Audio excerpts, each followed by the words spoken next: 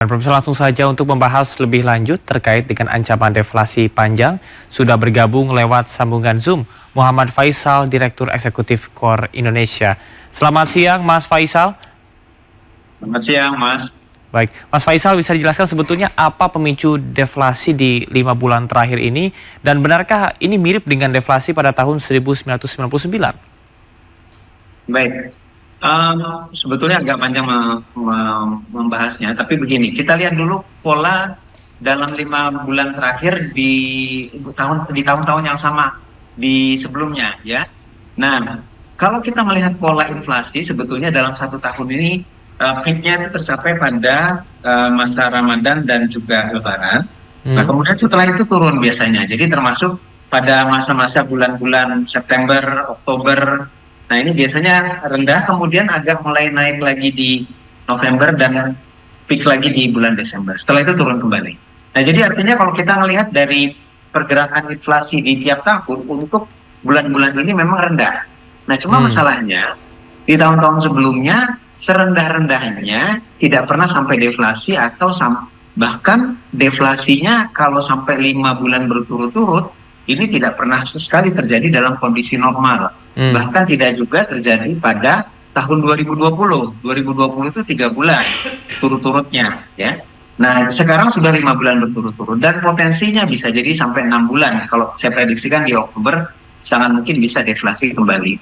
Nah, artinya ini sesuatu yang tidak biasa, walaupun mungkin ada faktor supply ya yang lancar distribusinya, tapi karena kalau hanya faktor supply saja, ini sebetulnya kalau kita mengacu tadi ya, pola musim tanam, produksi, stocking dan segala macam di tahun-tahun yang sama. Nah, tahun yang sebelumnya itu tidak sampai deflasi gitu ya. Kalau dari sisi supply.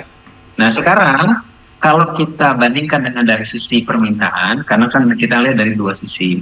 Nah, dari sisi permintaan, ini sudah banyak sebetulnya indikator yang dikeluarkan oleh BPS sendiri sebagian besar terutama, yang menunjukkan bahwa dari sisi daya beli, tingkat konsumsi daripada masyarakat, khususnya yang kelas menengah dan kelas bawah, ini mengalami penurunan secara konsisten. Dan ini sebetulnya sudah kita prediksikan, sudah sejak awal ya, bahkan sebelum masuk kuartal pertama tahun ini, kami prediksikan bahwa akan sampai peaknya nanti pada saat Pilpres dan juga pada saat Lebaran, which is itu di kuartal 1, kuartal 2 sudah mulai turun, ya. Dan kita prediksikan di kuartal ketiga ini juga kembali mengalami penurunan.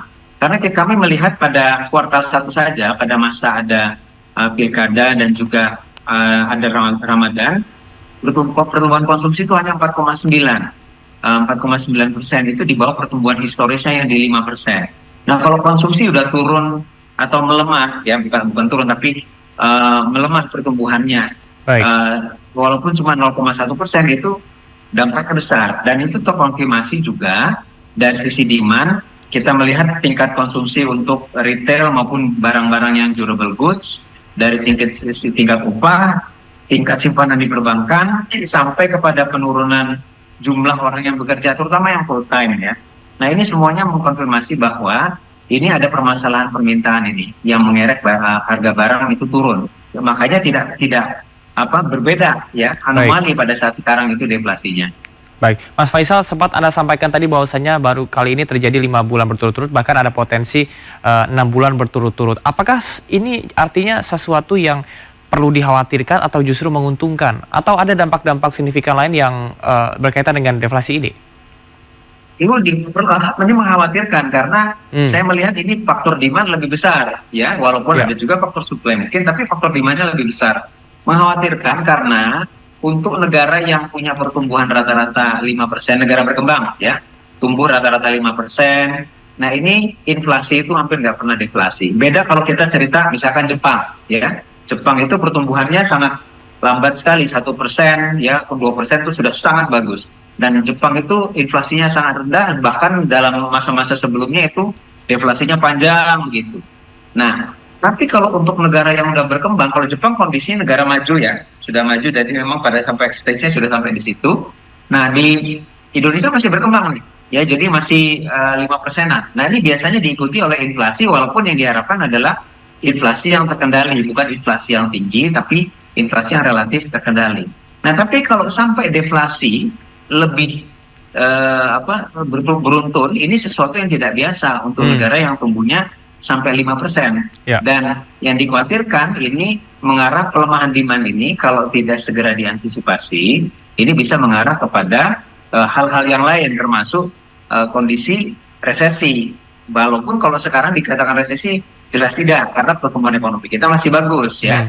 Dan secara kuartalan juga tidak mengalami kontraksi, walaupun secara year-on-year juga tidak. Jadi artinya makronya bagus, tapi kalau demand di kelas menengah ini trennya terus seperti ini, nah ini yang dikhawatirkan akan pelan-pelan tapi pasti akan lebih buruk kondisinya.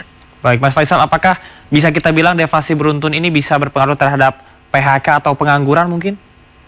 Sangat bisa, karena deflasi ini menggambarkan tingkat permintaan, ya. Tingkat permintaan ini dampaknya sampai juga bukan hanya kepada sektor-sektor hilir, tapi juga sampai ke hulu yang industri manufaktur. Makanya indikator yang lainnya kita lihat juga adalah industri manufaktur kita 3 bulan berturut-turut juga kan kontraksi. Dan kalau kita melihat kenapa sebab kontraksinya ini adalah penurunan dari order permintaan, terutama di dalam negeri ya. Kalau penurunan permintaan dari luar negeri itu sudah terjadi sudah agak lama, ya, bukan hanya dalam tiga bulan terakhir. 3 bulan terakhir ini bukan hanya luar negeri, tapi juga dalam negerinya mengalami penurunan permintaannya, sehingga industri manufaktur mengurangi kapasitas produksinya. Kalau kapasitas produksi dikurangi, maka kebutuhan untuk tenaga kerja itu cenderung juga berkurang. Jadi tidak heran kalau kemudian sudah ada gelombang PHK dan kecenderungannya meningkat dibandingkan dengan tahun lalu 2023. Nah, kalau kemudian sampai PHK ini dikhawatirkan bisa spiraling down, juga kembali lagi nanti ke penurunan dari konsumsi daya beli, dan terus itu yang dikhawatirkan akan terus efek lingkaran setannya gitu ya. Baik, Mas Faisal, kalau Anda tadi menyebutkan bahwa dampak ini cukup luar biasa dan sebelumnya juga Menko Perekonomian Erlangga Hartarto menyebut bahwa deflasi ini masih dalam batas normal. Namun tentunya ada langkah-langkah preventif ataupun juga persiapan yang perlu diperhatikan oleh pemerintah. Apa yang harus dilakukan? Ya, kalau kita yang khawatirkan tadi adalah dari sisi demand, dari sisi permintaan, maka yang perlu diantisipasi adalah bagaimana pemerintah bisa membalikkan keadaan penurunan income ya daripada masyarakat, terutama kelas menengah yang sebetulnya mayoritas ini, kelas menengah yang agak bawah ini, ya, karena dia adalah engine bagi pertumbuhan, ya.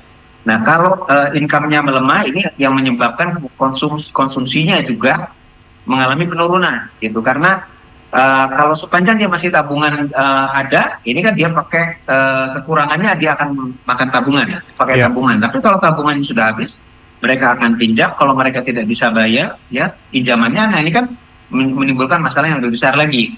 Nah, jadi dari sisi income, program-program pemerintah ke depan apapun, ya, program unggulannya semuanya diarahkan untuk mengangkat dari sisi demand, sisi income, baik yang bekerja, ya masalahnya bukan hanya dari yang menganggur, tapi yang bekerja juga strukturnya ini orang makin banyak bekerjanya, yang lebih banyak yang mengalami peningkatan adalah yang setengah menganggur dan yang part-time. Yang kerjanya full-time itu justru proporsinya turun.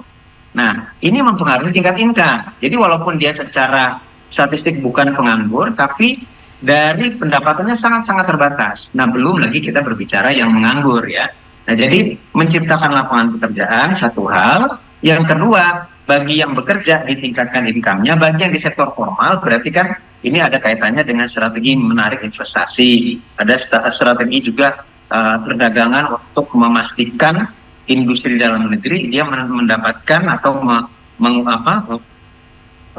mendapatkan captive marketnya cukup ya, terutama untuk domestic market supaya dia profitnya bagus ya. Lalu untuk yang bekerja usaha kecil, wira swasta, nah berarti kan insentif usaha mikro kan ini dominan sekali. Jadi jangan lupa itu juga sangat penting untuk dilihat ya dalam konteks penurunan income ini.